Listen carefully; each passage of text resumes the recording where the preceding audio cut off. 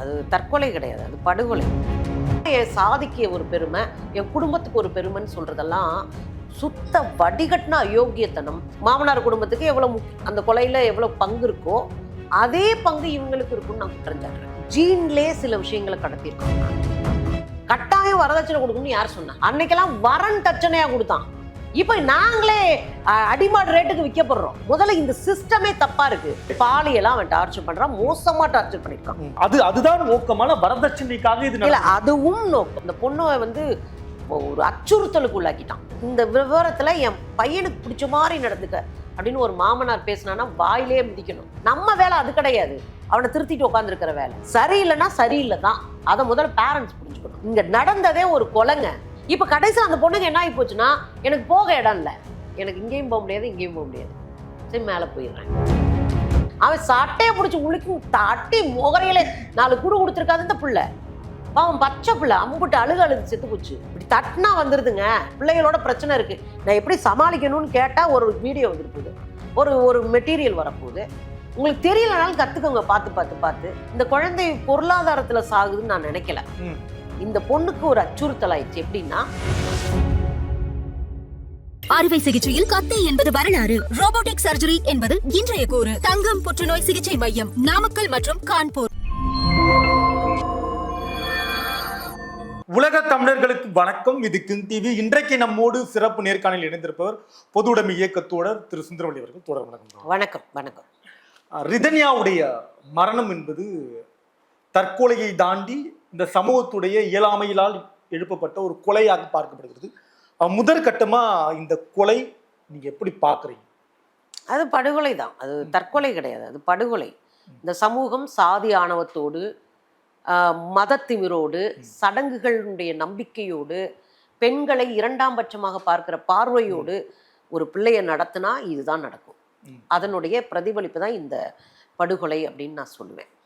அதில் குறிப்பாக வந்து 2000 ஆண்டு காலமாக இந்தியாவினுடைய பார்ப்பனிய ஆதிக்கத்தினுடைய ஒரு குரல் அங்கேருந்து அவங்க அப்பா வீட்டில இருந்து வருது அப்படின்றது ஒரு பேரதிர்ச்சியாக எனக்கு இருந்தது. அப்பா வீட்டில இருந்து வந்த குரல். ஆமா, ஒருத்தனுக்கு ஒருத்தி என்று என் மக செத்துட்டா அப்படின்றத, ஒரு மரணத்தை அதுல ஒரு பெருமையை கற்பித்துக் கொள்வதும், அதன் மூலமா என் சாதிக்கு ஒரு பெருமை, என் குடும்பத்துக்கு ஒரு பெருமைன்னு சொல்றதெல்லாம் சுத்த வடிகட்டின அயோக்கியத்தனம். இந்த கொலையில அந்த மாமனார் குடும்பத்துக்கு எவ்வளவு தூரம் அது வந்து மாமனார் குடும்பத்துக்கு எவ்வளவு அந்த கொலையில எவ்வளவு பங்கு இருக்கோ அதே பங்கு இவங்களுக்கு இருக்குன்னு நான் குற்றம் சாட்டுறேன். ஸோ இந்த படுகொலை அப்படின்றது இந்த குடும்பங்களினுடைய கௌரவத்திற்கும் பொருளாதாரத்தை காப்பாற்றிக்கிறதுக்கும் இவங்களுடைய சாதி கௌரவத்தை காப்பாற்றுறதுக்கும் நடந்தது. 2 பேருமே குற்றவாளிகள் அப்படின்றத நான் இதை பொதுவாக புரிஞ்சுக்கிறேன். இப்போ வரதட்சணை கூடுதலாக கேட்டதுக்காக அவங்க வந்து மரணிக்கிறாங்க. கிட்டத்தட்ட அதான் சொல்றாங்க, அந்த ஆடியோன்றது எனக்கு வரதட்சணை தான் பிரதான காரணமா இருக்கு அப்படின்னு. இந்த வரதட்சணைக்கும் நம்ம சொல்லக்கூடிய இந்த மத சடங்குக்கும் என்ன தொடர்பு இருக்கு? முதல்ல அதான் பலரும் அதான் கேட்குறாங்க, இதற்கும் மத சடங்குக்கும் என்ன வேலை இருக்கு, இதற்கும் பார்ப்பனியத்துக்கும் என்ன சம்பந்தம் இருக்கு? ரொம்ப சிம்பிளுங்க. குறிப்பா குறுக்கெடுக்க மன்னிக்கணும், கமெண்ட்ல அவங்க தந்தை பேசின பேச்சுக்கு ஆதரவாகவும் கமெண்ட் போட்டாங்க. கட்டாயம் போடுவாங்க. இந்த சமூகம் 2000 வருடங்களாக சில ஜீன்லே சில விஷயங்களை கடத்திருக்காங்க. இந்த ஜீன்ல கடத்துறதுக்கு பேர் மீமிஸ்ன்னு பேரு. மீம்ஸ் இல்ல, மீமிஸ் அப்படின்னு பேரு. அந்த ஜீன்ல கடத்தப்படுவது பண்பாட்டு ரீதியான கடத்தல். நம்ம ஜீன்ல கடத்தப்படும் போது நம்ம என்ன சொல்றோம், எங்க அப்பா மாதிரி மூஞ்சி, எங்க தாத்தா மாதிரி குணம், இதெல்லாம் கடத்துறோம்ல. இதே போல பண்பாட்டு ரீதியான புரிதலை மூளைக்குள்ள கடத்துறதுக்கான வேலைகள் நடக்குது. அதுதான் மீமிஸ். இந்த பண்பாட்டு ரீதியா 2000 வருஷம் நம்மளை கீழே மேலே கோயில், மதம், சாதி, சடங்கு இதன் மூலமாக நம்ம ஒரு கூட்டை அடிமைப்படுத்தி வைக்குது. இதுதான் ஒரு அதிகார மையமா வைக்குது. கோயிலுக்குள்ளேயே நம்ம போன உடனே கதறான், கோயில் என்ன அப்படி பெருசா இருந்துற போகுது, ஏன் கோயிலுக்குள்ள போனா அனைத்து சாதியினரும் அர்ச்சகர் அப்படின்னா கதறான். ஏன்னா கோயில் தான் அதிகார மையம். எங்கேயுமே, இங்க மட்டும் இல்ல, உலகம் முழுவதும் கோயில்கள் தான் அதிகார மையம். அது கிறிஸ்தவ சர்ச்சா இருந்தாலும், இஸ்லாமியர்களுடைய மசூதியாக இருந்தாலும், இந்துக்களினுடைய கோயிலா இருந்தாலும், கோயில் ஒரு அதிகார மையம். இந்த கோயிலை வச்சுதான் ஒரு மதம் இயங்கும், இந்த மதத்தை வச்சுதான் சடங்குகள் இயங்கும், இந்த சடங்குகளை வச்சுதான் குடும்பங்கள் இயங்கும். இந்த சடங்குகள், இந்த மதம் போதிக்கிறத வச்சுதான் அதை நம்புறவங்க இயங்குவாங்க. முற்போக்காளர்கள் அப்படி இயங்க மாட்டாங்க. எனக்கு எது சரியா அதான் செய்வோம். ஆனா கடவுள் நம்பிக்கை இருக்கிறவங்க அதை வச்சுதான் இயங்குவாங்க. ஸோ இது படிப்படியா காலங்காலமா கற்பிக்கப்பட்டது. அப்ப இந்த மதம் என்ன சொல்லி கொடுக்குது? பொம்பளை பிள்ளைய எப்படி பார்க்கணும்? பெண் இரண்டாம் பட்சமா தான் இருக்கணும். பெண் விபச்சார தோஷம் உள்ளவள். 9வது அதிகாரத்துல மனு அதர்மத்துல இருக்கு. எல்லா பெண்களும், நீ இந்திய பெண்கள்லாம் குறிப்பிடல, பொதுவா பொம்பளைங்களே அப்படிதான். பெண்களுக்கு சொத்து கொடுத்தா அவங்க வீட்டை விட்டு ஓடி போயிடுவாங்க. பெண்களுக்கு கல்வி கொடுத்தோம்னா அவ வேற ஒரு புருஷனை பார்த்துக்கிடுவா. இதெல்லாம் யார் சொன்னா? சங்கராச்சாரியார் சொன்னார், மூத்தவர். வேலைக்கு செல்லுகிற பெண்கள் ஒழுக்கம் கெட்டவர்கள், இது யார் சொன்னா? சங்கராச்சாரியார் சொன்னாரு, மூத்தவர். அப்புறம் உள்ள லோக்கல்ல கணக்கு கேட்டவெல்லாம் கொலை பண்ணதெல்லாம் உங்களுக்கு தெரியும். அப்போ பெண்கள் குறித்த பார்வை இருக்குல்ல, அது ரொம்ப முக்கியமானது. இந்த பார்வை தான் இந்த குழந்தைய இந்த இடத்துல நிக்க வச்சிருக்கு. அப்ப என்ன பண்றாங்க? பண்பாடு கலாச்சாரம்லாம் பெண்கள் தலையில வந்துடும். ஏன்னா இதெல்லாம் கடத்துறது பெண்ணு தானே, அப்ப அவதானே முக்கியம். இல்ல அதான் இதுலயும் ஒரு கேள்வி இருக்கு. பல இடங்கள்ல கூட சொல்றாங்க, மாமியார் கொடுமை, மாமியார் தானே வரதட்சணை கேட்கறாங்க, மாமனார் கேட்கலன்ற கேள்வி இருக்கு. இல்ல வரதட்சணை அப்படின்றது மட்டும் இல்லைங்க. நீங்க பொதுவாகவே ஒரு 2 குடும்பம் வரும்போது மாமியார் மேல ஒரு பழி போடுவது அப்படின்றது இருக்கு. அவங்க இந்த சமூகத்துல தானே பறந்து வளர்குறாங்க. இவங்கெல்லாம் இப்படி இருக்கும்போது அவங்க ஒருத்தர் மேல இருந்தா குதிச்சிருவாங்க. பெரும்பாலான மாமியார்கள் அப்படி இருக்கிறது இல்லை. பெரும்பாலான மாமியார்கள் எப்படி இருக்கிறது இல்லை அப்படின்னா, கட்டாயம் நகை வேணும், கட்டாயம் பொருள் வேணும் அப்படின்னு சண்டை போட்டு இது பண்றதில்ல. எல்லாருக்கும் சண்டை வரும். இதை தெளிவா ஒரு இடத்துல புரிஞ்சுக்கணும். மாமியார்கிட்ட மட்டும் நம்ம சண்டை போடுறதில்ல. அம்மாட்ட சண்டை போடலையா, நகை கொடுன்னு, எனக்கு இந்த செயின் தான் வேணும்னு சண்டை போட்டது இல்லையா, ரிமோட்டுக்கு அண்ணன் கூட சண்டை போட்டது இல்லையா, ட்ரெஸ்ஸுக்கு அம்மா. ஆனா அந்த சண்டைகள் ஏன் பேசப்படலை? சொத்துக்கு சண்டை போடலையா அம்மா அப்பா கூட? போட்டிருக்கோம்ல. அண்ணன் தாங்க ஏன் பங்காளின்னு பேரு? பங்கை ஆழக்கூடிய, பங்கை பிரிச்சு ஆழக்கூடியவன் ஏன் பேரு? ஸோ அண்ணன் அக்காவுக்கு 50 பவுன் போட்ட, எனக்கு மாத்திரம் 40 பவுன் தான் போடுற அப்படி தங்கச்சி கேட்டது இல்லையா? அப்ப இதெல்லாம் இருக்கும். ஆனா இதையே இப்படி பார்க்கப்படுதுன்னா அது வேற இடத்துல இருந்து வர ஒரு குரல். நீங்க வரதட்சணையை எப்போதுமே நியாயப்படுத்த முடியாது. எந்த பெண்ணுக்குமே பணம் நகை போடாதீங்கன்னு நான் சொல்லுவேன். நகை நட்டு போடாத. உன்ட்ட என்ன இருக்கு? 2 செங்கல் இருந்தா ஒரு செங்கலை கொடு, 2 வீடு இருந்தா ஒரு வீடை கொடு, ஒரு சொத்து ஒரு வீட்டடி மனம் இருக்கா, அதை 2ஆ பிரிச்சு உன் பையனுக்கும் பொண்ணுக்கும் ஆளுக்கு ஒன்று கொடு. இவன் குடிச்சு போட்டு நாளைக்கு செத்து போவான், அம்புட்டையும் வாங்கி தின்னு விட்டு அடகு வச்சு செத்து போவான். இந்த பிள்ளைக்கு வாழ்வாதாரமா ஒரு நிரந்தரமான சொத்து வேணும். அதுக்கு இதெல்லாம் இருக்கணும் அப்படின்னு தான் நான் சொல்லுவேன். ஆனா புரிதல் எப்படி அப்படின்னா, எல்லா பெண்களும் மோசமானவர்கள், எல்லா மாமியாரும் மோசம் அப்படிலாம் புரிஞ்சுக்க வேண்டாம். அது ஒரு அச்சம் ஊட்டுகிற வேலை. அப்படிலாம் கிடையாது. மாமியார்களாக கல்வியறிவற்று பொதுவாக மாமியார்களாக ஒரு பிரெயின் ஒன்று செட் பண்ணப்படும். கெத்தா இருக்கணும், மருமகள்கிட்ட விட்டு கொடுத்துடக்கூடாது, அப்புறம் பிள்ளைய கூட்டிக்கிட்டு ஓடி போயிடுவா. உன் பிள்ளைய நீ என்ன வச்சு வறுத்தா தின்ன போற? ஒன்றும் கிடையாது. புள்ள பிறந்துச்சுன்னா அது நம்ம வழியா பிறந்த பிள்ளைங்க. நம்ம அப்படியே அப்படிலாம் கிடையாது. நம்ம வழியா அந்த உலகத்துக்கு வந்தவங்க, அவ்வளவுதான். இந்த குழந்தைங்களை வளர்க்குற பொறுப்பு நமக்கு இருக்கு. அவங்களுடைய வாழ்க்கையை டிசைன் பண்றது அவங்க கையில இருக்கு. நம்ம வழிகாட்டணும், துணைக்கு போகணும். நம்ம லைட்டு மாதிரி, நாங்கள் லைட்டு காட்டுச்சுன்னா அந்த பாதையில் நடந்து போறதும் அவங்க தான். அதை நம்ம டிசைன் பண்ணவே இல்லை. திரும்ப திரும்ப நம்ம அவங்க கையை பிடிச்சி நடக்க ட்ரை பண்றோம். அப்படி செய்யறதுனால தான் அந்த பிரச்சனை எல்லாம் வந்து நிக்குது. அப்ப நான் என்ன சொல்றேன்னா, எல்லா வீட்லயும் பிரச்சனை இருக்கும், எல்லா பக்கத்துலயும் பிரச்சனை இருக்கும். மாமியார் பக்கத்துல பிரச்சனை இருக்கும், மருமக பக்கத்துல பிரச்சனை இருக்கும். எங்க ஊர்ல மகன் குடிகாரனா இருந்து செத்து போவான். இந்த கிழவி 60 வயசு கிழவியா இருக்கும், மருமக சின்ன பிள்ளை, 2 பிள்ளைங்க இருக்கு, தனியா விட்டுட்டு போயிட்டான், தவிக்க விட்டு போயினான். என்ன பண்றதுன்னு கூடை எடுத்துட்டு போய் சிம்மக்கல்ல போய் பழங்காய்கறியை வாங்கி 3 மணிக்கு கூடை எடுத்துட்டு போய் பழங்காய்கறி வாங்கி தெருவா வீடு வீடா போய் தலையில சுமந்துட்டு போய் வித்துட்டு வந்து மருமகளோட இருந்து அந்த குழந்தைங்களை காப்பாத்துற மாமியார்கள் உண்டு. நீங்க எல்லாத்தையும் டப்புன்னு இப்படி அடிச்சுட்டு போயிட முடியாது. இல்லை, எங்க மாமியாரெல்லாம் தங்கமானவங்கங்க. நீங்க ஒரு 7 மணி வரையும் ஒரு மருமக தூங்கி இருந்தானா அந்த வீட்டுல இளவு தானே விழுந்திருக்கும், அடிதடியெல்லாம் விழுகும். நான் 7 மணி வரையும் தூங்கினாலும்ப்பா சுந்தரியே நான் பணியாரம் சுட்டுருக்கேன்ப்பா வந்து சாப்பிடுப்பா அப்படின்னு ரொம்ப நல்லவங்க. அவங்க மேலே குறைய சொல்ல மாட்டேன். 1000 சண்டை எனக்கு அந்த அழுகும் தான் வரும் வந்தாலும். ஆனா அவங்களோட எனக்கு வராது, ஏன்னா அவங்களும் நல்லவங்க. அப்படி நம்ம புரிஞ்சுக்கிற ட்ரை பண்ணணும். நீங்க மாமியாரும் மருமகள்ன்ற சண்டையை மட்டும் இல்லை, அம்மா அப்பா சண்டை, எல்லா சண்டைக்குள்ளேயும் ஒரு பிரச்சனை இருக்கும். அதை சரியா புரிஞ்சுக்கிட்டோம்னா அதை விலகி போயிட்டே இருக்கலாம்னு வச்சுக்கோங்களேன். இங்க மாமியார் பிரச்சனை என்னன்னா, இப்ப பொருளாதாரமா நம்ம எல்லாம் ரொம்ப பின்னாடி வந்துட்டோம். ரொம்ப பொருளாதாரம் அற்றவர்களா, பெரிய ஒரு இதாற்றவர்களா போயிட்டோம். அப்ப நமக்கு ஏதாவது அடுத்த வீட்டுல இருந்து வருமா? சில வீடுகள் இன்னொன்னும் பண்றாங்க, இந்த பொம்பளை பிள்ளைகிட்ட வாங்கி இந்த பொம்பளை பிள்ளைய கட்டி கொடுக்கணும். அப்படியான சில வீடுகள்லாம் போகுது. இதெல்லாம் உடைக்காம மாறாது. அப்ப இதெல்லாம் உடைக்கணும்னா பொம்பளை பிள்ளைக்கு நகை போட்டு கொடுக்கணும் எவன் சொல்லுவேன்? பொம்பளை பிள்ளைகளை இப்படிதான் கட்டி கொடுக்கணும்னு யார் சொன்னா?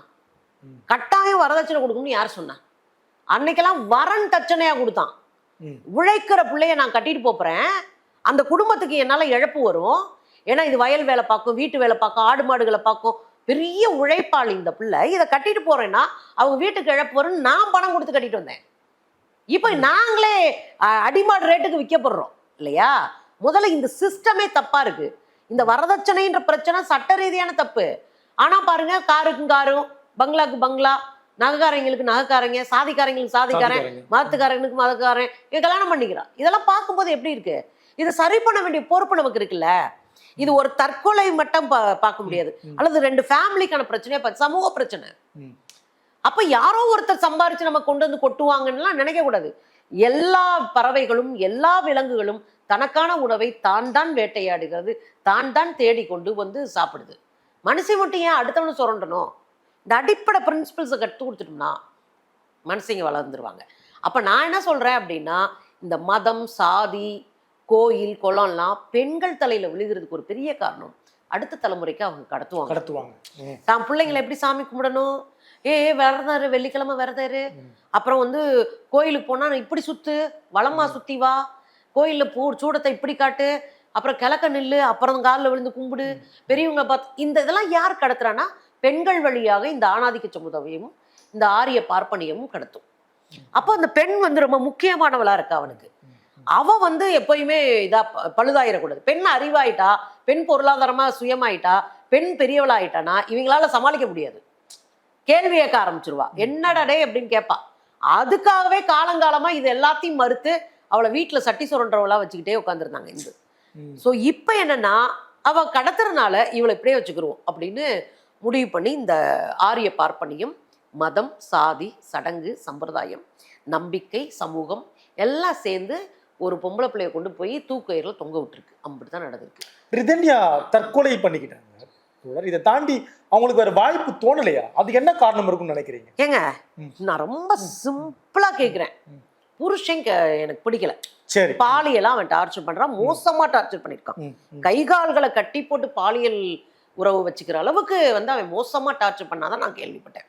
இந்த இதுக்கு ஏதோ சினிமாவில் ஒரு மோசமான பாலியல் மனநிலை கொண்ட ஒருத்தன் பண்ண மாதிரி அந்த குழந்தைய குறுக்கிடுக்கு மன்னிக்கணும் தோழர். அதுதான் நோக்கமான வரதட்சணைக்காக இது இல்ல, அதுவும் நோக்கம். அதை போய் மாமியார் கிட்ட சொல்றாங்க, மாமியார் அதை கண்டுக்கல. மாமியார் நீ இப்போ பொண்ணவே சரி பண்றதுக்கு ட்ரை பண்றாங்க. 2வது உடனடியா போய் 500 பவுன் வாங்கிட்டு வான்னு பேசல, 300 பவுன் கேட்டிருக்காங்க, 150 பவுன் போட்டிருக்கதா சொல்றாங்க. சில பேர் 500 கேட்டிருக்காங்க, 500 கேட்டிருக்காங்க, 300 தான் நான் கொடுப்பேன்னு சொல்லி தான் கட்டியிருக்கிறாங்க. கூட கொடுப்பேன்லாம் சொல்லல. 80 லட்சத்துக்கு கார் வாங்கி கொடுத்துட்டாங்க. ஆமா, 80 லட்சம் காரை, அந்த காரை இவங்க கேட்ட காரை வாங்கி கொடுத்துட்டாங்க. அதுலதான் அந்த பாப்பா டாடா காட்டுல மாதிரி கடைசியா போல அவங்களுக்கு விருப்பத்தோட தான் கொடுத்துருக்காங்க. விருப்பத்தோட கொடுத்துருக்காங்க. கொடுக்கறது என் பிள்ளைக்கு நான் கொடுக்குறேன் தான் கொடுக்குறாங்க. அவங்க பாரம்பரியமான குடும்பம், நம்ம சாதி, நம்ம சொந்தக்காரன் எல்லாம் பார்த்துட்டு விருப்பப்பட்டு தான் கொடுக்குறாங்க, இல்லைன்னா இல்ல. இப்ப நான் என்ன கேட்கிறேன்னா, இந்த குழந்தை அங்க பொருளாதாரமா உடனே போய் பிடிங்கிட்டு வான்னு கேட்க மாட்டாங்க. ஏன்னா அது பொண்ணு முட்டையிடுற வாத்து. அப்ப நீங்க கேட்க கேட்க கிடைச்சிக்கிட்டே இருக்கும். அதனால மொத்தமா அடிச்செல்லாம் அவ்வளவு முட்டாளுங்கெல்லாம் கிடையாது ஊருக்குள்ள. சார் வேற இன்னும் சில பிரச்சனைகள் இருக்கு. பாலியல் பிரச்சனை, சரியா கவனிச்சுக்கிறாரு. இந்த பொண்ணு அந்த பையனை விரும்புறா, அந்த பையனை வந்து எதிர்பார்க்கிறா. ஆனா அவன் அப்படி இல்லை. இந்த பொண்ணை வந்து ஒரு அச்சுறுத்தலுக்கு உள்ளாக்கிட்டான், பயப்பட வச்சுட்டான் இந்த குழந்தைய. இந்த குழந்தை பயப்பட வச்சா அவங்க வீட்டுக்காரரை இது பண்ணி மாமனாரு அந்த பிள்ளைகிட்ட வேற மாதிரி பேசுறாரு. என்ன பேசுறாருன்னா, இந்த விவரத்துல என் பையனுக்கு பிடிச்ச மாதிரி நடந்துக்க அப்படின்னு ஒரு மாமனார் பேசினான்னா வாயிலே மிதிக்கணும். மாமியார் அதை சொல்லி கொடுத்துருக்கலாம். மாமனார் ஒன்றும் நீ சயின்டிஸ்டோ அல்லது மிகப்பெரிய பகுத்தறிவு அறிவியல் பார்வையோட பேசியிருக்காரு. அவன் மயம் பண்ணதுக்கு அறிவியல் பார்வையாது, என் மகனுக்கு பிடிச்ச மாதிரி அது மாதிரி நடந்துக்கன்ற மாதிரிலாம் பேசியிருந்திருக்காங்க. அது அந்த பிள்ளைக்கு ஒரு பெரிய பயத்தை உண்டாக்கியிருக்கு. 2வது பொருளாதாரமாகவும் அவன் நாளைக்கு சுரண்டுவான். சில இதெல்லாம் கேட்டிருக்கிறாங்க, சில பொருளெல்லாம் கேட்டிருக்காங்க. அதை நான் கேட்டேன்னு சொல்லாத, உங்க அம்மா அப்பாட்ட நீயே கேட்டு வாங்கு அப்படின்னு இருக்காங்க. இந்த குழந்தை பொருளாதாரத்துல சாகுதுன்னு நான் நினைக்கல. இந்த பொண்ணுக்கு ஒரு அச்சுறுத்தல் ஆயிடுச்சு. எப்படின்னா, இந்த வீட்டுல போய் பிரச்சனை இருக்குன்னு அம்மா வீட்டுல போய் சொல்றாங்க, அப்பா கிட்ட பேசுறாங்க. அப்பா என்ன சொல்றாருன்னா, பொம்பளை பிள்ளைகளுக்கு அழகு பொறுமையா போறது, பொறுத்து போங்க, ரொம்ப கொஞ்சம் பொறுத்து போகும், தொடக்கத்துல அப்படிதான் இருக்கும், கொஞ்ச நாள்ல சரியா போகும். சரி, சொந்தக்காரகத்துல இருக்கிற பெருசுகிட்ட சொன்னா, கொஞ்சம் பெரியவங்ககிட்டலாம் அப்படி பிரச்சனை இருக்குன்னு சொன்னா அவங்க நேரம் பொறுத்து, ஏன்னா இதெல்லாம் அந்த பொண்ணு வாய்ஸ் மெசேஜில் கேட்டதை நான் சொல்லிட்டு இருக்கேன். அவங்களாம் என்ன சொல்றாங்க, கொஞ்சம் பொறுமையா போ, இன்னும் எம்பிட்டோ பார்க்க வேண்டியிருக்கு. இதுக்கே எப்படி சொல்லிட்டா எப்படி, இன்னும் எம்பிட்டோ பார்க்க வேண்டியிருக்கு, நம்ம கிளவியை சொல்ற மாதிரி தான் அப்படியே சொல்லியிருக்காங்க. அப்ப இந்த பொண்ணுக்கு என்ன ஆகி போச்சுன்னா, இங்கே மாமனார் மாமியார் இவங்களோட இருக்க முடியல, புருஷனோட வாழவே முடியல, பாலியலாவும் வாழ முடியல, தகுதியற்ற நபர் முடிவு பண்ணிட்டா. அவ ஒரு கட்டத்துல அவனை திருத்தவே முடியாது. இதுல திருத்துறதுன்னு ஒண்ணு இருக்குல்ல, சினிமா காட்டுவாங்க, அந்த கெட்டவனை திருத்தி, நமக்கு என்ன அந்த வார்டன் வேலையா கொடுத்துருக்காங்க, இல்ல நம்ம பொழப்பு உட்காந்து ஒருத்தனை திருத்திக்கிட்டு இருக்காங்க, அதுல நம்ம இப்பவும் அப்படிதான் சொல்றாங்க. என் பிள்ளைக்கு வந்து ஒரு கால் கட்டுப்பட்டா திருந்திடுவான். இல்ல, இந்த பொண்ணு சொன்னதவே அதான் சொல்றேன், அவன் திருந்துவான்னு நான் நினைச்சேன். நான் அதுக்காக அட்ஜஸ்ட் பண்ணிக்கிட்டேன். அப்பா வந்து திரும்ப திரும்ப அந்த பிள்ளைக்கு அட்வைஸ் பண்ணி ஊருக்கு அனுப்பிக்கிட்டே இருக்காரு, அவங்க கூட வாழ், அவங்க கூட இருன்னு. புரியுதுங்களா? 2-3 முறை அந்த பிள்ளை வீட்டுக்கு வந்துருச்சு, 2-3 முறை ட்ரை பண்ணுது, வீட்டுல சொல்றதுக்கு ட்ரை பண்ணுது. ஆனா அவங்க அம்மா கிட்ட முழுசா சொல்லனா, அவங்க அம்மா சொல்றாங்க நமக்கு தெரியாது, ஆனா அவங்க அப்பாட்ட சொன்னாங்கன்னு சொல்றாங்க. அவங்க அப்பா திரும்ப திரும்ப அட்வைஸ் பண்ணி, சொந்தக்காரங்க பூரா அட்வைஸ் பண்ணி, சின்ன பஞ்சாயத்தை வீட்டுக்குள்ள நடத்தி கொண்டு போய் விட்டுறாங்க. அந்த பொண்ணு என்ன சொல்றான்னா, இனி இவங்க திருந்தவே மாட்டாங்கன்னு எனக்கு தெரிஞ்சுக்கிச்சு அப்படின்றாங்க. நான் என்ன சொல்றேன்னா, ஒரு குடிகாரனோ ஒரு மொல்ல மாதிரி முடிச்சு வைக்க, எவனோ ஒருத்தனுக்கு பொண்ணை கட்டி கொடுத்து அவன் நாசமா போய் வந்து நிக்கிறதுக்கு, நம்ம பிள்ளை கண்ணீரும் கம்பளையுமா வந்து நிக்கிறதுக்கு, கடைசியில் நம்ம உட்காந்துக்கிட்டு பொறுமையா போங்க, நிதானமா போங்க, இப்படி போங்க, அவனை திருத்திடுவான் கல்யாணம் இந்த வேலையே விட்டுறணும்ன்றேன். அந்த ரோல் நமக்கு இல்ல, நம்ம வேலை அது கிடையாது, அவனை திருத்திட்டு உட்காந்துருக்கிற வேலை. சரியில்லைன்னா சரியில்லை தான், அதை முதல்ல பேரண்ட்ஸ் புரிஞ்சுக்கணும். இங்க நடந்ததே ஒரு கொலைங்க. ஏன் சொல்றேன்னா, மாமியார் மாமனார் சரியில்லை, புருஷன் சரியில்லை, அந்த பிள்ளைக்கு போகிறதுனா அப்பா ஆத்தா விடுதான், அங்க போனா திரும்ப திரும்ப அடிப்பி விடுறாங்க, திரும்ப பொழைச்சிக்கப்பா, சரியா போங்கப்பா, கோயிலுக்கு போக, பூசாரியை பார்க்க, ஜோசியம் பார்க்க, திரும்ப திரும்ப இந்த வேலையை பார்க்குறாங்க. இப்போ இதெல்லாம் ஒரு பெரிய மன உளைச்சல் ஆயிடுச்சு இந்த பிள்ளைக்கு. இப்போ போக இடம் இல்லை, இப்போ புருஷன் சரியில்லை, மாமியார் சரியில்லை, நான் அம்மா வீட்டுக்கு போனால் அம்மா என்னை திரும்ப பேசுவாங்க, அப்பா எனக்கு பேசுவார், அட்வைஸ் பண்ணாங்க, திரும்ப அனுப்பிடுவாங்க. இப்போ நான் எங்கே போகிறது? இப்போ எனக்கு போக இடம் இல்லை. அந்த பிள்ளை நம்பிக்கை இழந்துருச்சு. படித்த பிள்ளை எவ்வளவு சாதிய மனநிலையோடு அந்த பிள்ளையை வளர்த்துருக்காங்க பாருங்க. செத்த பொண்ணை சாதிய மனநிலையோடு, எது பண்பாடு தெரியுமா, ஒருத்தனுக்கு ஒருத்தன் பண்பாடு, சரி ஓகே. எது பண்பாடு தெரியுமா, செத்துரு, உன்னால வாழ முடியலன்னா செத்துரு, அதான் பண்பாடு. சரி, எது பண்பாடு தெரியுமா அப்படின்னு திரும்ப திரும்ப இந்த சாதிய மனநிலையில அந்த குழந்தைய வளர்க்குறாங்க. அதான் அந்த பிள்ளை சொல்லிட்டு போயிருக்கு, என்னால இவங்களை திருத்த முடியல, நான் இன்னொருத்தரோட வாழ முடியுமான்னு எனக்கு தெரியல அப்படின்றாங்க. அப்ப நான் என்ன கேட்குறேன்னா, இன்னும் கொஞ்ச நாளைக்கு அப்படிதான் இருக்கும், பயமா இருக்கும் அந்த குழந்தைங்களுக்கு, ரொம்ப மனசு உடஞ்சிருப்பாங்க. ஸோ இன்னொருத்தரோட வாழ்றது அப்படின்றது அவ்வளோ சாமானியமா அந்த பிள்ளை ஒத்துக்க முடியாது, அது மனம் உடஞ்சி போய் கிடக்குறப்பல. அப்ப நம்ம என்ன பண்ணிருக்கணும், வாடா பாப்பா பார்த்துக்கலாம், நீ படிச்சிருக்க, ஒரு கம்பெனி ஏற்கனவே நான் வச்சு கொடுத்து 1 வருஷம் அந்த பிள்ளை பார்த்துச்சுன்னு வேற அவர் சொல்லியிருக்காரு. அப்ப அந்த கம்பெனியை பார்த்துக்கோ, கொஞ்ச நாள் ரிலாக்ஸ்டாரு, அப்புறம் நம்ம பேசிக்கலாம், வா எது சரியா இருக்குமா எது தப்பா இருக்குன்னு அப்புறம் முடிவு எடுத்துக்கலாம், பேசாம நீ உன் வேலையை பார்த்துட்டு நிம்மதியாரு, நல்லா சாப்பிடு, வேலையை பாரு, ஃப்ரீயாரு, அப்புறம் பேசிக்கலாம் அப்படின்னு முதல்ல பேசியிருக்க வேணாமா? அப்பா 2 பேருமே பேசியிருக்கணும், அப்பா அம்மா பேசவே இல்லையே. இப்ப கடைசியில் அந்த பொண்ணுக்கு என்ன ஆகி போச்சுன்னா, எனக்கு போக இடம் இல்லை, எனக்கு இங்கேயும் போக முடியாது இங்கேயும் போக முடியாது, சரி மேலே போயிடுறேன், செத்து போறேன், இயற்கையோட போய் கலந்துடுறேன் அப்படின்னு முடிவெடுத்து அந்த குழந்தை தென்னை மரத்துக்கு போடுற அந்த விஷத்தை எடுத்து குடிச்சு, அந்த விஷம் வந்து சில செகண்ட்ஸில் செத்துருவோம், ரொம்ப பவர்ஃபுல். தென்னை மரத்துக்கு போடுற அந்த மாத்திரை கொடூரமான விஷம், அந்த விஷத்தை தின்னு செத்துருக்குன்னா எம்பிட்டு வயிறாக்கி அந்த பிள்ளைக்கு தெரிஞ்சிருக்கும், இதை பொறுத்து இதை சாப்பிட்டா நம்மளை காப்பாற்ற முடியாது, அதை சாப்பிட்டா காப்பாற்றவே முடியாது. எல்லா தென்னை மரம் வச்சிருக்கிற வீடுகள்லையும் அப்படி ஒரு தற்கொலை இருக்கும், அவசரத்தில் கோவத்தில். அப்போ போக இடம் இல்லாமல் செத்துருக்கு. அந்த மாமனார் மாமியாருக்கு எவ்வளவு இந்த கொலையில பங்கு இருக்கோ அது பேரண்ட்ஸ்க்கு இருக்குன்னு நான் குற்றம் சாட்டுறேன். இப்படி ஒரு கொலை சம்பவம் இப்ப பேசப்படுது, ஆனா இது இந்த மாதிரி பல இது நடந்துட்டு இருக்கும், இப்பவும் நடந்துட்டு இருக்கும் இல்லையா? என்ன இந்த சமூகம் எப்படி மாறும் மேடம்? ரொம்ப சிம்பிள்ங்க, ரொம்ப சிம்பிள். இதை மாத்திர காலகாலமா பொம்பளை பிள்ளைங்க இப்படி அப்படின்ற அந்த தாட் இருக்குல்ல, அதை முதல்ல உடைக்க. பெண்களுக்குள்ளேயே இருக்கு, பெண்களுக்குள்ளேயும் இருக்கும், ஆண்களுக்குள்ளேயும் இருக்கும். பெண்களுக்குள்ள ஏன் இருக்குன்னா அவங்க தான் அதை மெயின்டைன் பண்ண முடியும். நீங்க ஆணாதிக்கத்தினுடைய வேலை என்னன்னா, பார்ப்பனியத்தினுடைய வேலை என்னன்னா, நேரடியாக அவன் செய்ய மாட்டான், நீ வந்து ஒரு சத்திரியன்டா, அடிச்சுட்டு வாடா அப்படின்ற மாதிரி தான் ஆணாதிக்கமும். அது நேரடியாக பேசுனா அப்படின்னு கண்டுபிடிச்சிருவோம். பெண்கள் வழியாக தான் பேசுவோம். ஏன்னா கடந்த காலங்களில் பல சிலிண்டர் வெடிப்புக்கு பின்னாடி மாமியார் தான் பெண்கள் வழியாக தான் பேசும்.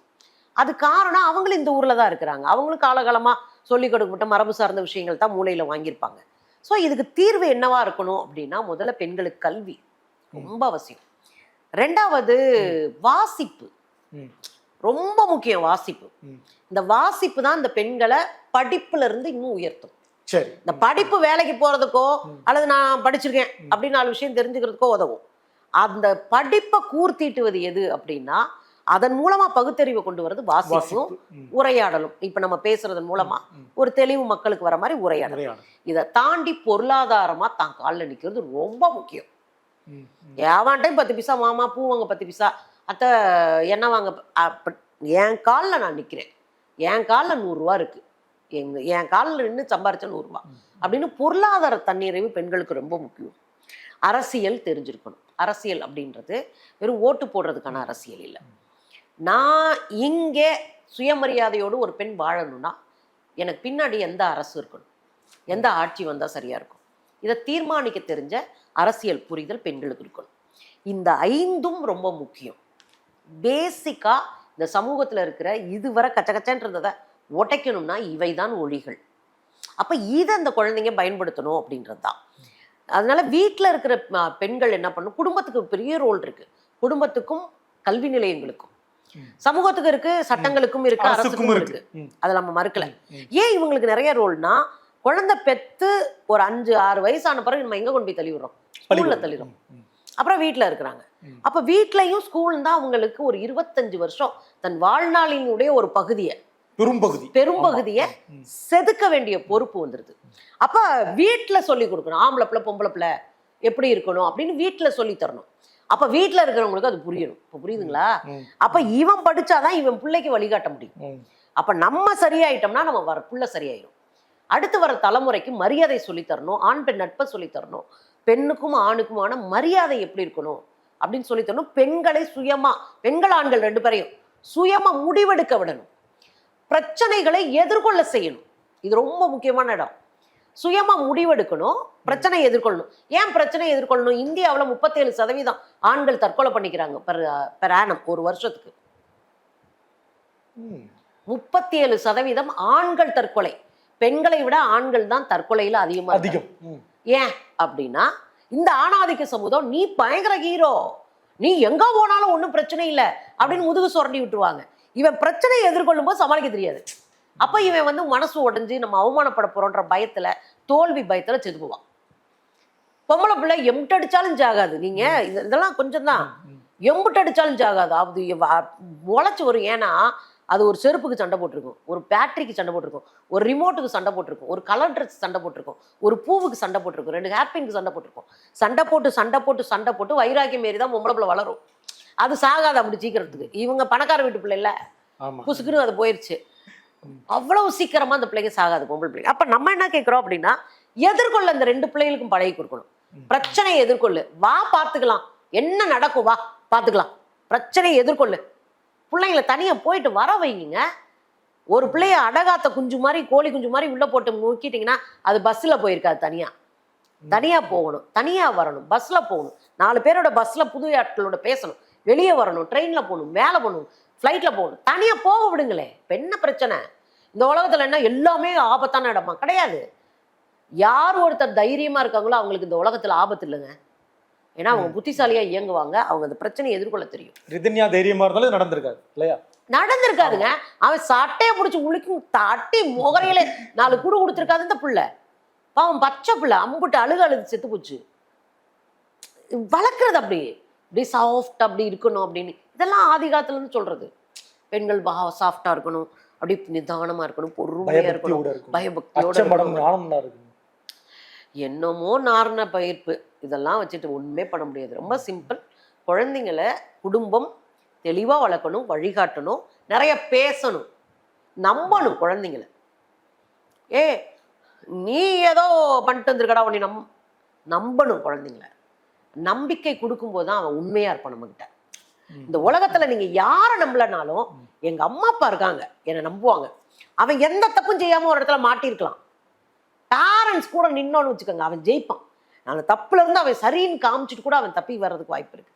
அப்ப நம்மளே நம்பலன்னா நம்ம குழந்தைங்கள, ஏன்னா இந்த குழந்தை கூட ஒண்ணு பேசியிருக்காங்க, எப்பா நான் சொன்னதை கூட நீங்க நம்ப மாட்டீங்கப்பா, சத்தியமாப்பா நான் சொல்றது உண்மைப்பான்னு இருக்கிறாங்க இல்லையா? அந்த நம்பிக்கை வந்து குழந்தைங்க மேல வேணும். நீங்க பிள்ளைகளை நம்பாம அப்படி ஒன்றும் நீங்க பெருசா மேல இருந்தாலும் குதிக்க முடியாது. ஸோ நம்பிக்கை வைக்கணும், வழிகாட்டணும், ஆண் பெண் நட்பு வலுப்படுத்தணும். அது ஆரோக்கியமானது, ஆண் பெண் நட்பு ஆரோக்கியமானதுன்னு சொல்லி கொடுக்கணும். இல்லைன்னா இன்ஸ்டாகிராம்ல பார்த்துட்டு எங்கேயாவது போய் தேவையில்லாம மாட்டிக்கணும் குழந்தைங்க.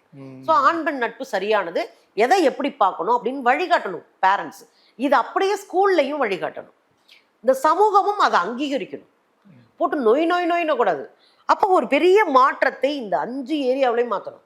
ஸ்கூலு, அதாவது கல்வி நிலையங்கள், குடும்பங்கள், சமூகம், அரசு, சட்டம், இது எல்லாம் சேர்ந்து வரும்போது தான் மாற்றம் வரும். இந்த மாற்றம் ஆனால் குடும்பங்களுக்கு ஒரு பெரிய ரோல் இருக்கு. குடும்பம், பள்ளிக்கூடங்களுக்கு, கல்வி நிலையங்களுக்கு.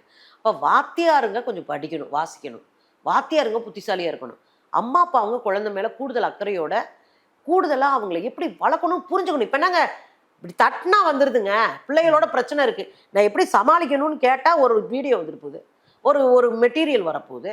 உங்களுக்கு தெரியலனாலும் கற்றுக்கோங்க, பார்த்து மாற்றலைன்னா ரொம்ப கஷ்டங்க. குழந்தைங்க ரொம்ப படாதப்பட்டுருவாங்க. ஸோ இந்த வேலையெல்லாம் பேரண்ட்ஸும் ஸ்கூலு மற்றதெல்லாம் சேர்ந்து பார்க்கணும் அப்படின்றதா இந்த மாற்றத்துக்கு நம்ம வைக்கிற ஒரு பெரிய வாய்ப்பாக இருக்கும். உங்கள் நேரம் ஒதுக்கி எங்கள் நேர்காணல் கொடுத்ததற்கு ரொம்ப நன்றி தோழர். மகிழ்ச்சி தம்பி, மகிழ்ச்சி தம்பி. அறுவை சிகிச்சையில் கத்தை என்பது வரலாறு, ரோபோட்டிக் சர்ஜரி என்பது இன்றைய கூறு. தங்கம் புற்றுநோய் சிகிச்சை மையம், நாமக்கல் மற்றும் கான்பூர்.